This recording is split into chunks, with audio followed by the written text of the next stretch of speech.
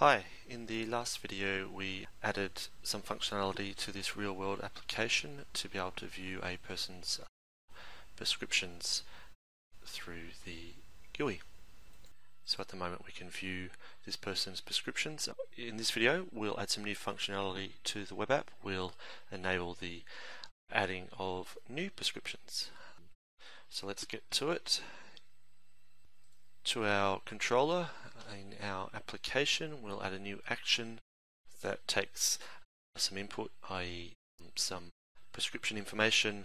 We'll store it in the EHR via composition, and we'll reload the page so that the view updates with the new information. We'll also have to make a change to our view to allow our user to actually enter that information. So let's start with the action. It's fairly straightforward. It's called add prescription. It takes the person we're adding the prescription to and a prescription view model. We used this view model in the last video to display information. We can use it to input information as well. So what we'll do is we'll take that view model that's coming inbound from the screen with the information that the user has entered. We'll use our mapper to map that to our composition.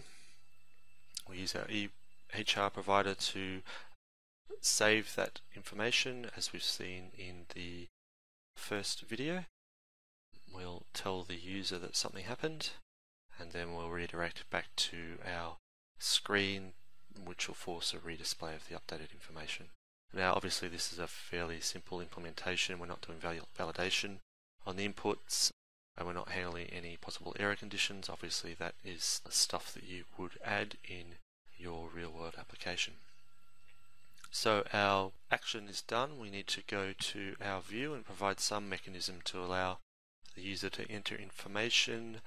In this case, I'm just going to add an extra row to the bottom of the grid with some inputs that will allow the user to enter some information.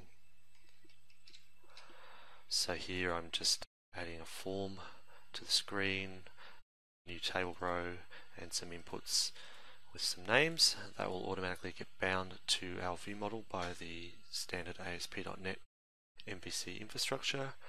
And at this point, really, we're ready to go. So we'll hit run and wait for the app to spin up and give it a go.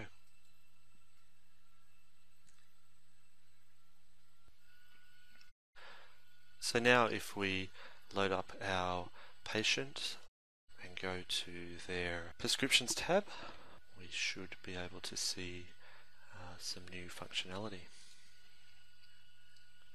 So now we have some input fields, and we should be able to enter some data.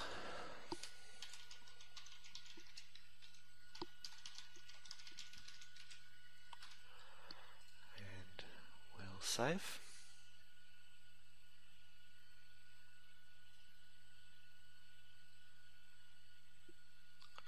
And you'll see our prescription's been added and the screen's been refreshed, and we've got this new row of data.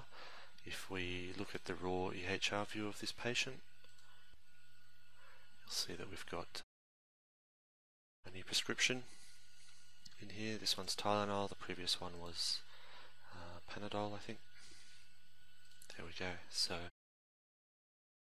pretty straightforward to be able to start making modifications to compositions in the EHR through the web application. Thanks for watching.